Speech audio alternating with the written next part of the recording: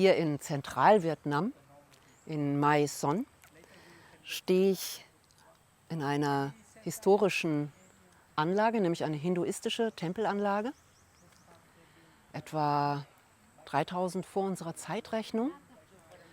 Ist die indische Tradition, Kultur über China nach Kambodscha, Laos, Vietnam, weiter in den Osten.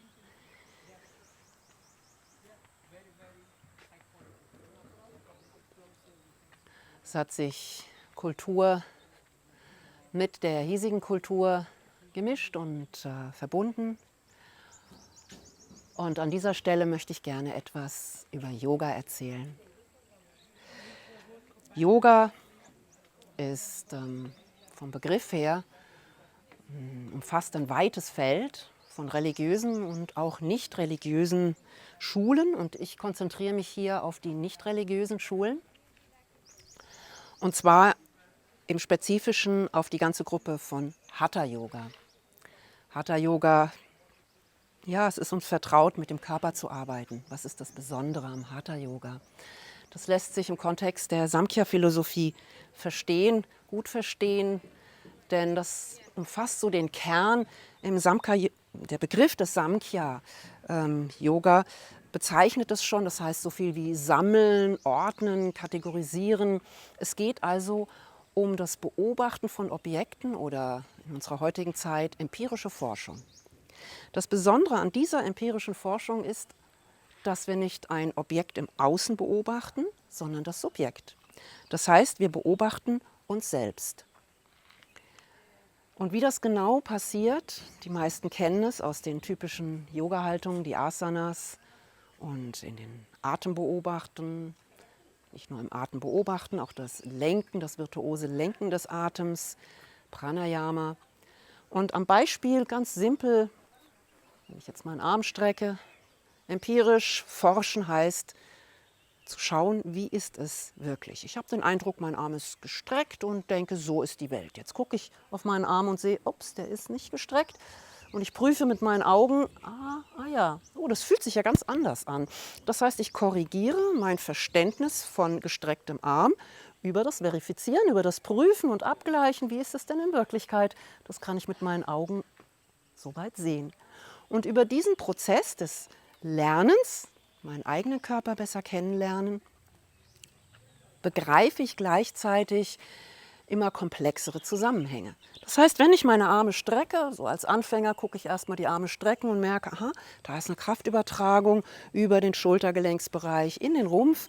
Und mit der Zeit verstehe ich die Zusammenhänge über die Körpererfahrung und hier primär über das Beobachten, über die Selbstbeobachtung, wie die Zusammenhänge im Körper natürlicherweise sind. Und ich kultiviere gleichzeitig. Ich lerne also zum Beispiel über den Fersendruck eine Kraft aufzubauen, die sich durch das Becken fortsetzt und die Wirbelsäule aufrichten kann. Und über diese Technik, über diese vielen Techniken, immer diffiziler, immer feiner, komplexere Zusammenhänge erfahrend und auf diese Weise begreifend, bis hin zu den Erfahrungen Geist-Körper-Zusammenhang, wie der Atem meine mentalen Prozesse spiegelt und wie ich aber wiederum Beobachtung des Atems diese mentalen Prozesse beeinflussen kann. Und zwar genauer gesprochen in eine Ruhe, in eine Balance bringen kann. Im Hatha-Yoga geht es um Verbinden von Gegensätzen. An dieser Stelle möchte ich kurz auch auf den Begriff Hatha eingehen. Und da sind zwei Phoneme, also zwei Klanggebilde, die in unterschiedlichen Körperregionen gebildet werden. Und die sind sehr weit voneinander entfernt. Und da, die können niemals, diese zwei kleinste Klangeinheiten können niemals am selben Ort entstehen, so wie Sonne und Mond. Insofern ist Hatha, dieser Begriff Hatha, wie ein Kunstwerk, eine Inspiration, auf das, was wir für selbstverständlich erachten, nochmal neu drauf zu schauen. Sonne und Mond können nicht am gleichen Ort sein, sie sind per se zwei verschiedene und an extrem verschiedenen Orten. Im Yoga geht es darum, diese Gegensätze dennoch zu vereinen. Und zwar vereinen wir sie durch Beobachtung. Und das klingt vielleicht erstmal seltsam. Wie kann ich etwas, das so ist, wie es ist, beobachtend verändern, Einfluss drauf nehmen? Das ist eine Frage der Erfahrung. Und da möchte ich auf ein Werk, auf das Buch überhaupt, das im Zusammenhang mit Yoga oft erwähnt wird, nämlich die Patanjali-Sutren eingehen. Ein Werk, das die Philosophie des Yogas auf ganz knappen Raum, auf Aphorismen zusammenfasst und mit sehr großen Erklärungen erläutert und gleichzeitig auch eine Orientierung, wie wir mit unserem Körper üben können, um uns besser verstehen zu lernen. Und da gibt es den Satz schon ganz am Anfang, Sanskrit, Chitta Vritti Nirodha. Und dieser Satz bezeichnet die Gedanken oder die mentalen Prozesse zur Ruhe zu bringen. Wenn wir jetzt an Gedanken denken, man kann nicht denken. Aber es gibt eine Ebene, das ist die beobachtende Ebene in uns, die wahrnimmt. Es gibt eine Ebene in uns, die sich dessen bewusst wird, was wir denken, was wir empfinden. Jetzt komme ich zurück zur Körperarbeit. Wenn wir anfangen, im Yoga körperlich zu arbeiten und wir merken, wow, es wird anstrengend, kommt erstmal der Impuls, oh nee, das ist mir jetzt unangenehm und wir gehen vielleicht aus einer Haltung raus, weil sie zu anstrengend ist. Oder aber wir machen eine Haltung und merken, oh, das tut weh und wissen vielleicht schon, können schon unterscheiden, wo ist Schmerz ungesund, wo ist er gesund, aber der Ehrgeiz in uns sagt, boah, ich will doch die Rückbeuge lernen und verwechseln dann Yoga mit Akrobatik und verletzen uns dabei nachhaltig. Es ist also möglich, eine Geisteshaltung zu trainieren durch die Körperhaltung, durch das Training, das tiefere Durchdringen des Körpers, um in eine Haltung, eine wohlwollende Haltung von Gelassenheit zu gelangen, unabhängig von den Ereignissen im Außen, sprich jetzt das Subjekt, mich selbst beobachtend, meine eigenen Gefühle, meine eigenen Gedanken. Das hat nichts mit Fatalismus zu tun, im Gegenteil. Es ist ein Mangel alter Gewohnheiten, die nicht unterstützend sind. Und zwar, wir trainieren alte Gewohnheiten abzulegen. Vergleichsweise, ja, das Gehirn, die Autobahnen im Gehirn oder wie Autobahnen im Gehirn, verhalten wir uns aus Gewohnheit, weil wir es trainiert haben, seit Kindheit an, auch genetisch über unsere Eltern angenommen haben und wie in einem Labyrinth, nein, nicht in einem Labyrinth, besser wie in einem Hasenrad oder in einem Hamsterrad. In einem Hamsterrad sind und nicht anders können, als diesen Weg zu gehen, diesen einen Weg und das Hamsterrad dreht sich. In dem Moment, wo wir innehalten und beobachten, bemerken wir das Hamsterrad und hören einfach auf zu rennen.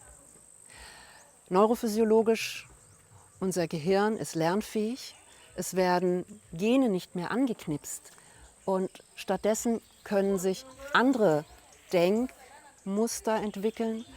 Gefühle brausen vielleicht nicht gleich auf oder auch die Extremen, das tiefe Niedergeschlagensein von Depression bis hin zu übermäßiger Euphorie, Strohfeuer, das uns verbrennt.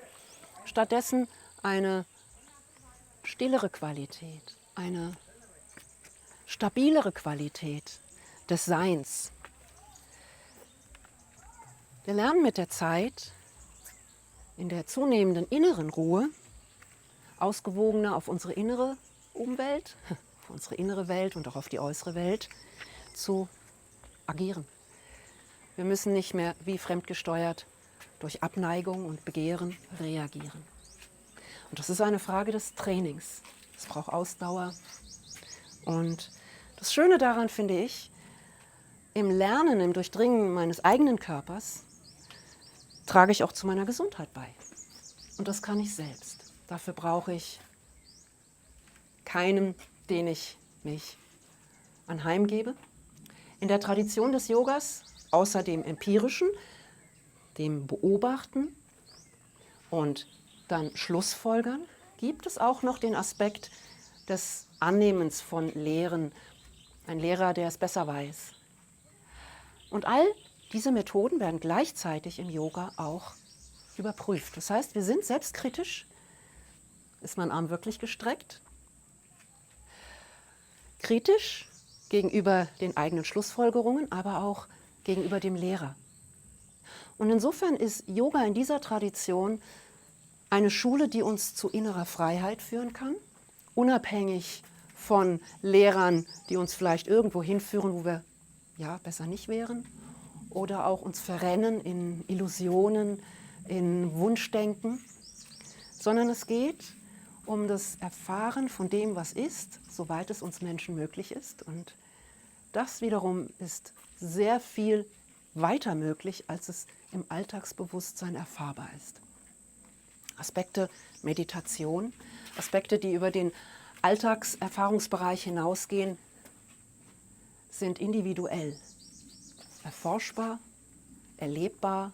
Und insofern ist es eine Wissenschaft, die zugleich auch schwierig als verallgemeinbares Wissen für jedermann im Buch nachlesbar, auch wenn es die Patanjali-Sutren gibt, die dann diesen Satz oder in denen dieser Satz Chitta Vritti Nirodha, die Gedanken des Geistes zur Ruhe bringen, ja, vermitteln. Es ist aber die individuelle Erfahrung. Es ist also eine so gesehen subjektive Wissenschaft. Es ist eine Erfahrungswissenschaft, über die sich zwar etwas sagen lässt, auch etwas Verallgemeinbares, aber was es dann wirklich bedeutet, das lässt sich erst über die individuelle Erfahrung wirklich begreifen. Denn es geht auch hinaus über das, was wir so ohne weiteres anfassen können. Ich kann sagen, das ist ein Stein, ich weiß vielleicht theoretisch die atomare Struktur, schlussendlich da ist viel mehr Raum als irgendetwas an Materie und vielleicht auch der Begriff der Materie mit der Zeit wird sich noch mal weiter verändern. Die sinnliche Erfahrung von etwas verändert sich mit der inneren Haltung zu den Erfahrungen selbst. Und da geht es dann wiederum ums Verifizieren, zurück zum Arm. Ist mein Arm wirklich gestreckt? Auf einer feinstofflicheren Ebene.